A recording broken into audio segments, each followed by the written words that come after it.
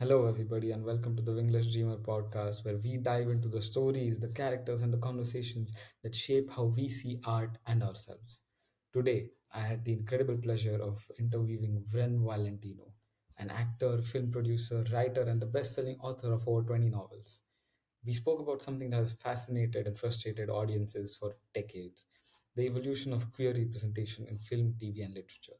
From the hidden codes of classic Hollywood and the subtext of gothic romance to today's streaming platforms and modern queer narratives, we are unpacking how queerness has been portrayed, sidelined, and celebrated, and where storytelling can go next. So, without any further ado, I'm going to take you to the interview and show you how it went. Thank you. I'll be asking you the first question right away. When you've written across many genres from romance to horror, so what first drew you from exploring these genres and exploring themes of queerness and identity through storytelling? So, in terms of writing for queer audiences or queer characters, queer readers, I really thought about the books that didn't exist when I was a young reader growing up and the books that I really wanted to have access to when I was a young person, the books that I would have benefited me in some way growing up as somebody who identifies as a member of the LGBTQ plus community. And so I thought about what books would I have wanted to have read? And I write a lot for young people, for young people who are exploring who they are and coming to terms with their identity, coming out, if you will. And I thought about what stories could be impactful. And at the end of the day, that's what I am as a storyteller. And I wanted to make sure that they stories were coming from an authentic place. And so that's kind of what drew me to really explore writing, incorporating queer lives, queer characters into my work because I saw a need for it, quite honestly, for young people across the globe. And just thinking about how important those stories could be to young lives as they would have been to me had I had them growing up. So I was writing a little bit for my younger self or I do when I write stories about characters who are finding their way and finding out who they are. And I love it. I love every bit of it. And I have to tell you, the books, the novels that I've written that have characters in it that identify with any part of the LGBTQ plus community, those are the novels that I always get the most response from readers, especially from young readers, that find something or see something or read something in the book that speaks to them or connects to what they're going through. And I really respect that and appreciate that I'm able to tell stories that can be meaningful in some way to young people experiencing their lives, the many aspects of their lives. That does make sense because when you look at classic literature and the literature we all grew up with, there is a little representation. And I get when you say that you would have loved to have those books that you're writing right now as you're when you were younger and you write for your younger self.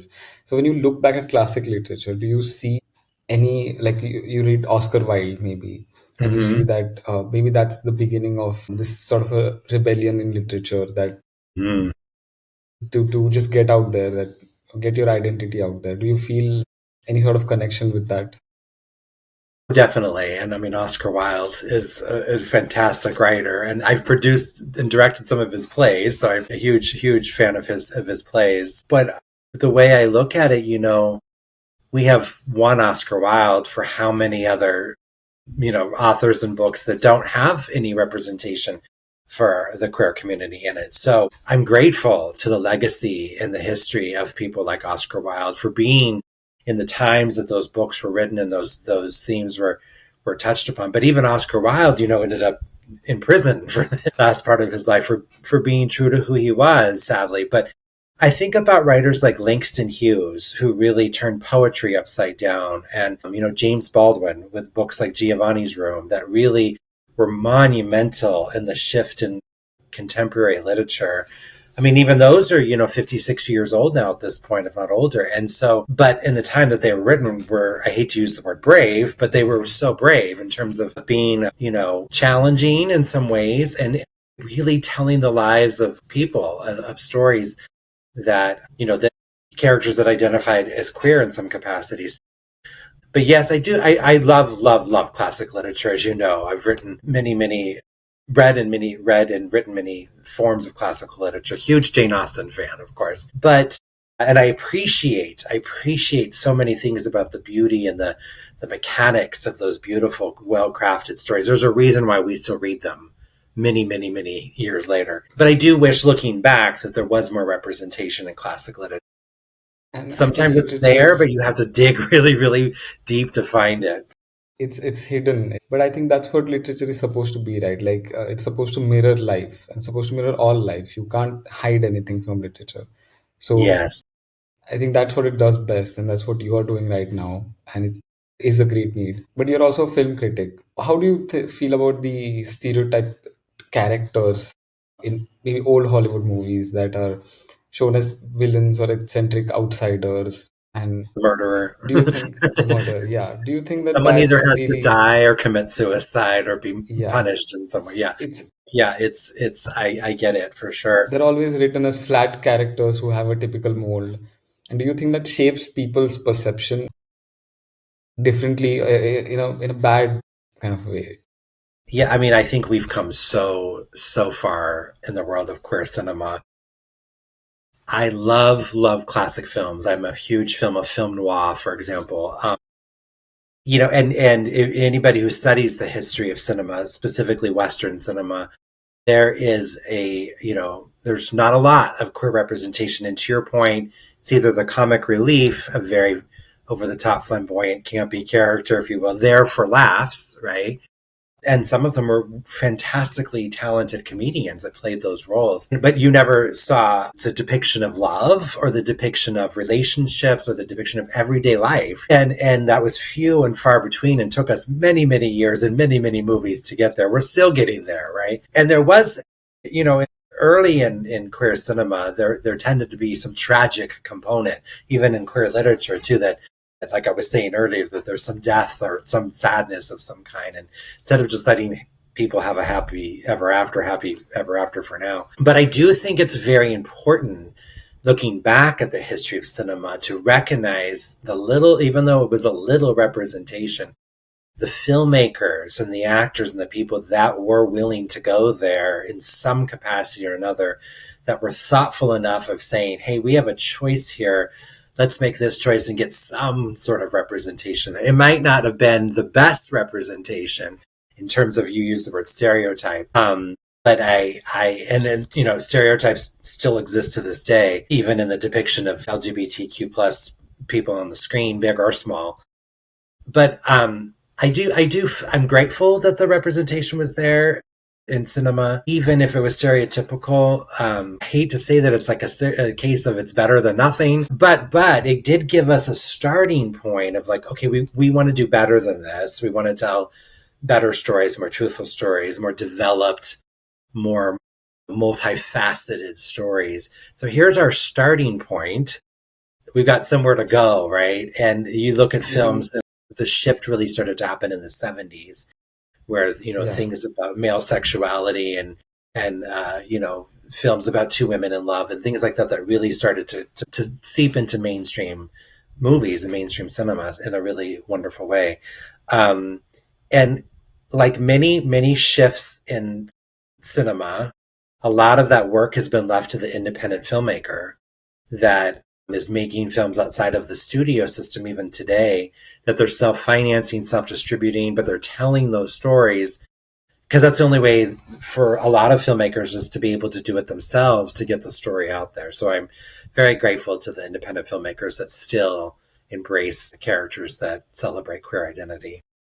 I think the first time I saw complexity, the true life and complexity represented on screen for me, quite weirdly enough, was Dog Day Afternoon, Al Pacino's Mm. Dog Day Afternoon. That was the first time I saw a queer character and I saw their story.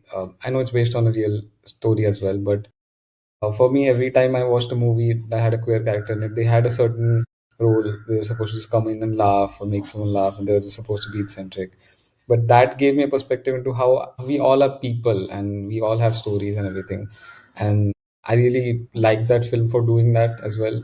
It didn't shy away. It didn't change the sexuality for the sake of the screen, because I see They a lot didn't of. play it safe. They didn't play it They didn't play safe. it safe. They did not They play it took safe. risks. They, yeah, yeah, yeah. So that's what I love about it, that it didn't shy away from doing that. Because many classic films, for example, they use kind of a subtlety when it comes to queer characters. They're not brave enough to put it out there. And as you said, that gives you a starting point, yes, but that subtlety needs to be removed, and there needs to be a clear sort of representation. People need to see it as it is. Countries like India, let's say, it's still a big taboo in movies or even in literature to have a queer character like that. So, how long do you think it'll take for not just India but the whole world to just accept it and get it out there? What do you think needs to be done to? So I mean, when you think about it from a business aspect, right? Bollywood is a huge billion-dollar industry, right? And I won't even pretend to be an expert on Bollywood because I appreciate it, I respect it, I love it, but it's it's not my thing to speak on. But American cinema is the same way. I think, and that's why we're seeing in American cinema so many safe things right now. There's a lot of remakes. There's a lot of retelling of the same story. There's a lot of the same people in movies and so forth. There's not a lot of that risk being taken right now, queer characters or not, So I think that, Hollywood is run by accountants, quite honestly, and not creative people. And they're looking at the return on their investment. It's a business. That's why they call it show business, right? But I do think that that is shifting. I do think that is shifting. I think that like something very formulaic, like a superhero movie, right? I think the audience is saying, if you start to look at box office numbers, the audience is starting to say, we've seen enough of this, And I think it comes in like waves and peaks and valleys, waves and ebbs and flows. No, Sometimes we have agree. those moments in cinema that are very artistic. But and then sometimes we don't, right? We have those things that play it safe. I do see, especially in the genres that I work in, I work a lot in horror films, spooky movies, scary movies, and there are more and more queer characters showing up in that genre, which traditionally has not always been the case. And again, that's the independent filmmakers that are making those changes. Your question about the time, I think we're at a very exciting time globally in world cinema, right? I mean, there's so many beautiful things that are happening around the world in cinema. Like I just saw the film. It was just an accident from Iran, which is just a powerful film. And I don't know if a film like that could have been made 10 or 15 years ago and gotten the distribution, right? So again, independent filmmaker being brave and taking risk and even facing jail time to get a movie made. I think it's going to be people like that continue to move the needle. Quite honestly, we need to celebrate and lift up more queer filmmakers, right? A really wonderful queer filmmaker that I've worked with a couple times, Ryan Rocks, is doing some really, really beautiful work, especially about transgender lives in a really very beautiful, heartfelt, touching way. We need more people like that are going to come to the forefront and be like, these are the stories I want to tell. But we also need the audience to show up for those movies, quite honestly, because that sends the strongest message. You've got to support the films. If you want to see them, that filmmaker needs your support, especially an independent film, right? An independent film, the first week makes or breaks that movie. And if people show up and go to the art house cinemas or stream it or look at it or talk about it or post it, it's literally going to give that film the life that it needs to reach all the people that it could reach. So it's a give or take. It's a relationship that you need the audience to be there. And if the audiences show up, those filmmakers are going to be inspired to continue to tell those stories, craft those stories, and the distributors are going to be inspired to sell those stories and release them. So it's a full circle kind of business model, unfortunately, but the more that people show up and support and make things successful, that level of success, you can measure it in many different ways. That's going to determine what we start to see more and more of on the screen. I really want the remakes to go away Do you because, see that shift in momentum now? Like you're working in the industry, so do you see the shift right yeah, now? it's small, but it's It's a there. spark, but it's Yeah, there. it's growing, but it's growing at a slower rate than I would want it to. But I'm just grateful that it's there, that people are going. We're going back to the movies like the early 80s, like movies like Smithereens by Susan Seidelman, which is one of my favorite films, that was made on a shoestring budget and like, every way possible, to anything to get the movie made, right? So yeah. A stage play of mine, Better Places to Go, which has queer characters in it and is a very multicultural, multi-generational cast. It was a stage play of mine. It was produced off Broadway, and a wonderful filmmaker named Adam Michael is directing the film. And it's an independent film, and that script would never have found its way to a mainstream studio. It took an independent filmmaker to find my script and get behind it, self-financed it, has distribution for the most part already lined up, but has this beautiful cast of very diverse, beautiful, inclusive cast that is going to be really powerful in representation for people seeing versions of themselves on the screen, which I'm really excited about. But it took an independent filmmaker to get behind it and do it. So That was going to be one of my questions. Like, I'm how do you see how do I you read see a your difference mind. I read your between mind. how do you see a difference between an independent film and a mainstream film approach queer filmmaking and storytelling? But well, before you answer that, Yeah. as a horror film enthusiast myself, I have to ask you, what's your favorite horror movie? Oh, that's such a great, and it's Forgive me, always I fun just to have meet another fan of horror movies, right? I love horror We're a movies. family of our own, as they say. Yeah, yeah. I have a couple, but my all time favorite horror movie is John Carpenter's Halloween, the original Yes. Halloween, 1978. Again, it was Great. an independent film, and it Yeah. blew up. It created the genre basically, the slasher, the He smashed that genre in he a smashed beautiful that. way. Yeah. I mean, I'm still watching that movie, right, years later. I love that Many movie. And I people are. love the new ones as well. I don't love the ones I love slashers in general. Me too. Amazing movie. Yeah, slasher is my favorite subgenre. Yeah. Horror movies I love, especially the 1980s slashers for Even some reason. Scream, a good Scream Yeah, movie is always good. yeah.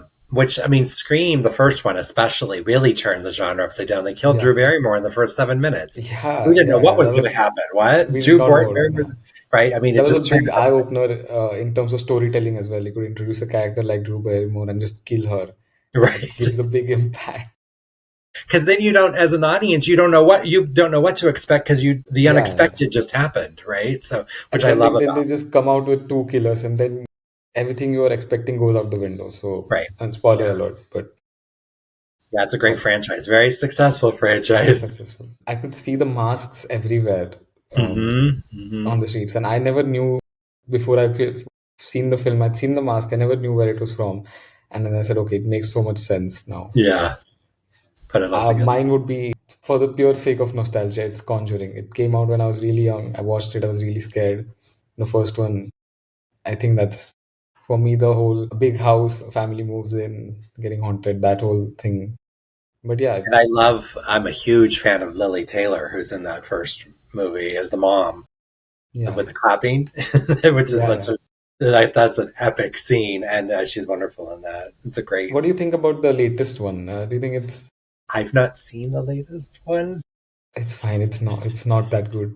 That's what I've Um, heard, so I didn't rush to go see it. But I like the first one, of course, is my favorite. The second one, but the second one was good too. But the first one was definitely my favorite out of the group. yeah, But that's usually the case with me. I usually like the original story, the original idea, and then the ones that yeah, because I follow. think everything else that comes after is like for me it's just cash grab. It's make anything, Yeah, and it's yeah, it can already be. a famous name. People will go and watch it. Hmm. Like you said, the remakes and everything. People will go and watch it just because they are familiar with the name. It's I was gonna ask familiarity. Yeah.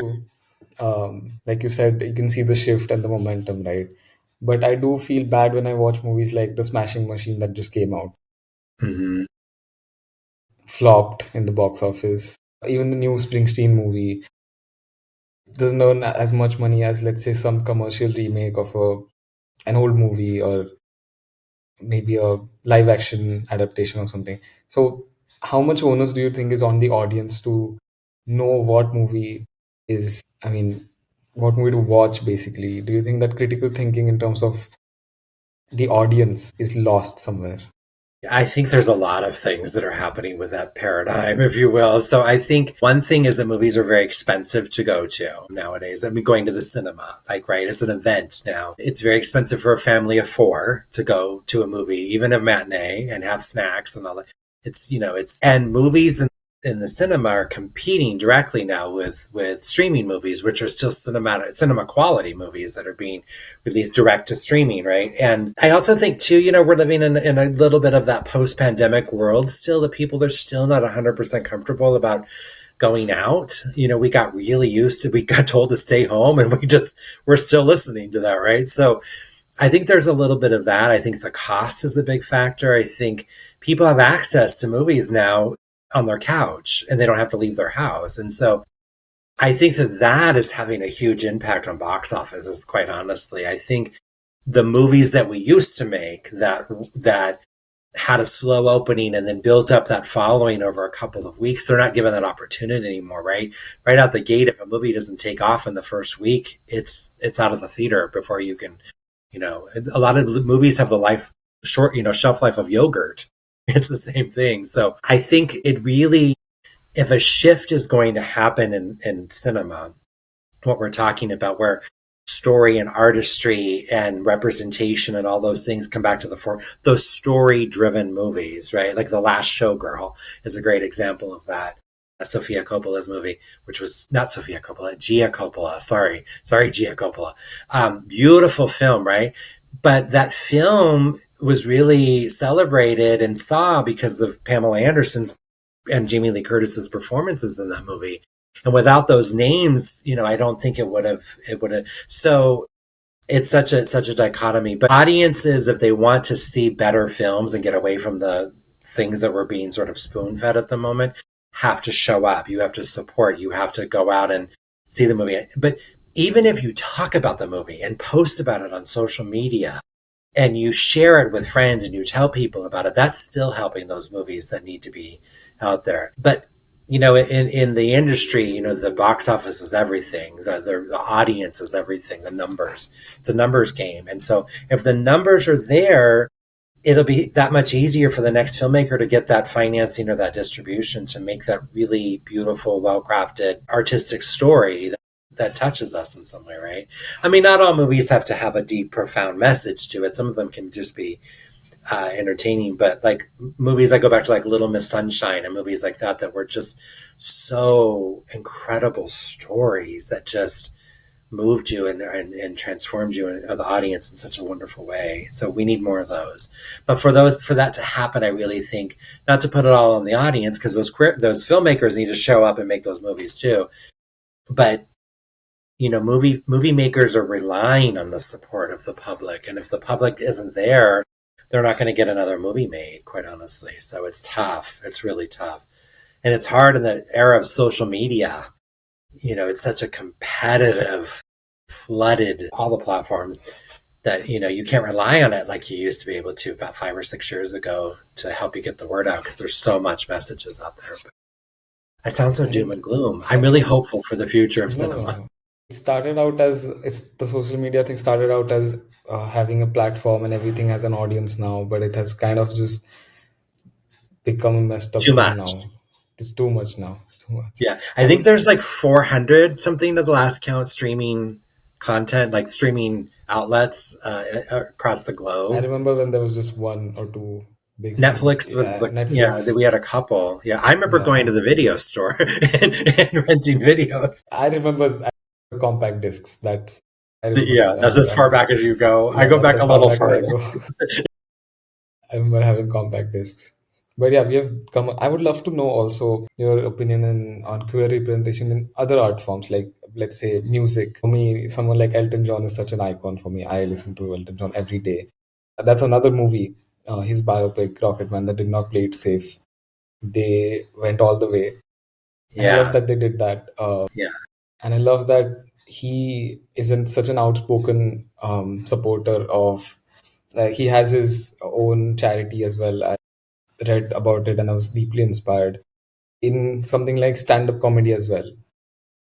I see a lot of stand-up comics making fun of queer people under the label that they need to be included, so we need to make fun of them in order for them to be included. Do you agree with that sentiment? yes and no. I think it really depends on who the speaker is, quite honestly, and do they have the agency to say that. I mean, I'm all about freedom of speech. If you're a comedian say what you want, do what you want, but how we respond to it can be very individual, right? So I love a good stand-up comedian. Like Jessica Kirsten is one of my favorite. I hope I said her last name right. One of my favorite comedians. Or I really hope I said her last name right because I just said she's one of my favorite comedians. Um, but but I feel like I love stand-up comedians because they say the things that we are thinking but aren't brave enough to say. Right? It goes back to the whole courage thing. But and if we can't laugh at ourselves and we can't laugh at each other in a kind, non hurtful way, but it crosses that line, I think that's when it become detrimental in some kind of way. But I love that there's now very, very clear, gay icons out there like Jonathan Bailey, who just got, People's Magazine Sexiest Man Alive. Many people would agree with that, with that claim. But and he's showing up on things like Bridgerton, which is completely mainstream and very, very high profile. And I love that we're getting more and more of these sort of gay, lesbian, bisexual, transgender, queer icons in all different forms of entertainment, stand-up comics, artists, creative artists, visual artists, musicians. I mean, when I was growing up, I didn't have any of that, quite honestly. There was rumors about people and assumptions made, but people are now much more comfortable living in their own skin and living a very public life or live a very private life in public and showing who they are. And I really go back to what we were talking about earlier about, the impression it makes on younger people, that younger generation that needs to see those different representations, that there's so many variations, right, of queer life that people are seeing because of those people that are very out with their in their celebrityness, if you will, sharing their lives publicly, that I don't even know if maybe a lot of them realize the impact they have on people in a positive way, right? And so that's what excites me the most is that like we have, powerful couples now that are two women, two men, and that are just, have a huge hold on Hollywood and have a huge leverage and all that kind of negotiability and all that stuff. So more power to them. We need more of that building of empires, if you will. So good stuff. Yeah, just the fact that you can just watch them openly be themselves, I think, Mm-hmm. like you said, it will impact a lot of younger people just to feel more comfortable watching someone on the big screen be comfortable when they are. And I think we do need to do a better job at it. I see that you're also a poet. I'm a fellow Mm-hmm. poet as well. How does poetry allow you to express yourself that maybe film can't? Oh, pure poetry is just pure love for me. I got to tell you, I think when you might agree or you might identify with this, but when I write poetry, it comes from a completely different place within. It comes directly from my soul to the page. It's the closest thing to memoir or autobiography. Not to say that all my poetry is autobiographical, some of it's imagined, but or things I hear and turn into a poem or so forth, but or a memory retold or reconstructed, and so I reconstructed the narrative to fit the poem. But it's such a pure form of literature, and it's one of the oldest forms of literature, quite honestly. And I love poetry for many reasons as a reader. Poetry for me is so cathartic and therapeutic. It almost feels like the universe is hugging me in a way, like, here, get this all out. Now it's all out of you. And, one of the things I love about poetry is sharing poetry. I love listening to poets read their poetry. I love reading my own poetry. And I think there's such this palpable connection when a poet stands up in a room full of people, literally opens up their soul and reads to you pages and words that are coming from within in such a beautiful way. I look at Poetry people is like so. Go ahead. I'm sorry. I look at people like Allen Ginsberg, and just watch him perform, and I'm mesmerized the way he performs, the way he presents himself. You familiar with him? You must be Oh familiar with yeah, of Ginsberg. course. Yeah, Yeah, Jack Kerouac, Allen Ginsberg, all the Kerouac, Charles Jack Kerouac, Bukowski. Yeah, all the love them beat all. poets. The beat That poets. whole, yeah, that whole era of poetry and even music back then. Like I'm a big fan of Bob Dylan as well. The whole Greenwich Village poetry and folk music, that really something that inspires me. Like you said, poetry is, it comes from the soul. I get it. I agree with it. And that's why I wanted to ask you this. What themes do your poems usually explore? Are they topical poems, Yeah, or yeah. is it a there's variety of there's a things? lot of lust in my poetry. There's a lot of unrequited love. No, there's a lot of searching, seeking. There's a lot of reflection. There's a lot of trying to make sense. So in my novels and in my fiction and all my screenplays and so forth, I really enjoy writing about ordinary people having extraordinary circumstances that forever change them. And I feel like my poetry, I tap into some of those things that changed me, those extraordinary moments in my life that could have been when I had a newspaper route when I was 13, but it transformed me because it was one of the first things I did on my own, and I felt very independent. So taking those moments from my own life, or imagined or otherwise, and turning them into something that feels very reflective and very like a moment that felt larger than life, a moment that there was a magnitude to the moment. That poetry, I feel like, is like literary snapshots, like pictures of a moment blown up, right? And we just take apart all the details and so forth, the sounds, the smells, the textures, all those things that occurred there, and we tell it all on page. I feel like poetry, more than any other form of literature, is so transportive. You can transport people to another world, another time, another era of your life with poetry. And I don't think there's anything quite like it when you sit and you hear a poet read their work and there's something in it that you connect with, it resonates with you. It's a very visceral kind of reaction to literature, of hearing a poem being read that really just feels like it's speaking for you or to you in some beautiful way, or even not a beautiful way, like in a way that makes you look at things differently or re-examine your own choices, bad or good. I think poetry is such a powerful form of literature. It can literally change lives and change minds in such a great, and I've seen that happen. So it's a beautiful thing. I see your guitar behind you. Is that yours? Do you play guitar? Because you Yeah, mentioned Bob I do. Dylan. Are you a I do. I do. musician? Yeah, I play it as a hobby basically. I play guitar as a hobby. I'm currently a student. Well, Good. And a yeah, I'm a music student. student? Are you studying music? No, I'm studying literature, English literature. Good for you. Yeah, that's I love literature. I used to teach And literature. yeah, I read it. I read it. What was your specialty?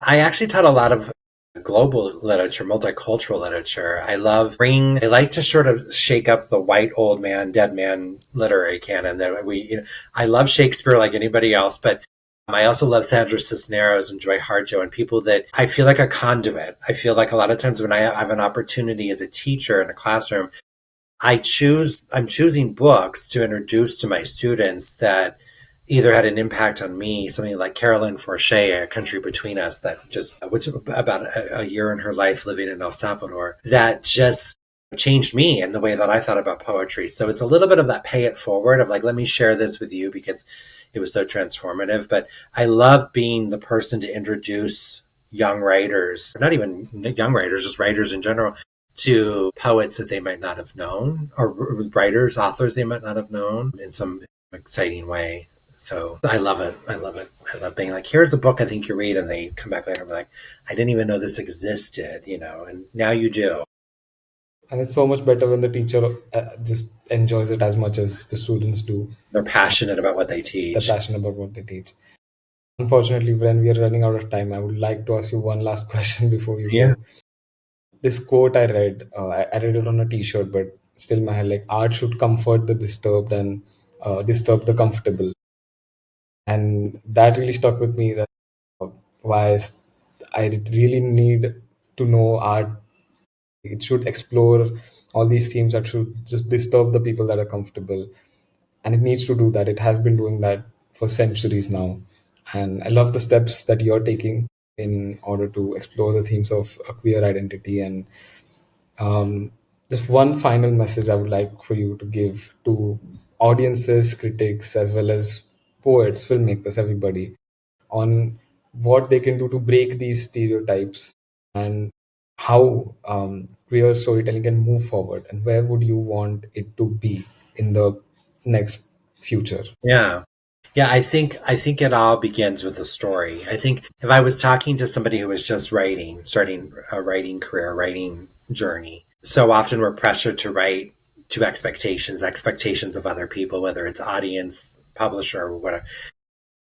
And I tell my students, because it's true, there are stories that live within inside all of us and deeply, and those are the stories we should be telling truthfully. But I love that quote that you shared, because the anarchist in me absolutely loves that quote. And anarchy and art are cousins or siblings in some shape or form. But here's why. I love things that make people uncomfortable. I love things that make noise. I love things that make people sit up and take attention or pay attention. I love things that turn things upside down. I love to shake things up, right? I think that that's what art, literature, music, all of those things we've talked about today, all have in common, right? The good stuff, right? Good art should move you. It should upset you. It should anger you. It should make you enraged. It should make you fall in love. It should make you fall in love with yourself. It should make you fall in love with the world. It should make you think about the world outside of your own world, and just in a beautiful way. What I really want to encourage people to do is to take those risks that we talk about, is to tell those well-crafted stories. When it comes to queer stories, I want to see more queer characters in everyday circumstances, everyday situations, right? They don't have to be necessarily the larger than life character. They don't have to be the villain that we talked about earlier, right? I want to see, the queer character who's struggling to get by and is dealing with challenges in life and falls madly in love for the first time, or whatever the case may be. There's so many stories, especially relating to queer identified characters, that have yet to be told, right? I mean, we're one community that has not had we're not the only community. Let me rephrase that, because there are so many communities who are visible and visible on the big screen and small screen. We need their stories too. Let's put that out there. But I'm ready. I'm excited about those risk takers that are coming up, right? I'm excited about people, the generation behind me, that are saying, F this, Hollywood, we're going to do it ourselves. We can get a camera. We can write an amazing script. We're going to get some friends together, and we're going to make a movie that people are going to want to see and feel and have some connection. I'm really excited about the stories yet to come, obviously. I'm really excited about some of the filmmakers that I've talked about tonight and what they're going to be doing next. I'm excited about my own work. I love collaborating with filmmakers and to see where those go, and the novels that are still in me that I've yet to write and tell, and the screenplays and so forth. I'm really excited about this apparent thirst quenching for new ways of doing things, right? Whether it has to do with technology, new ways of living, new ways of identifying ourselves.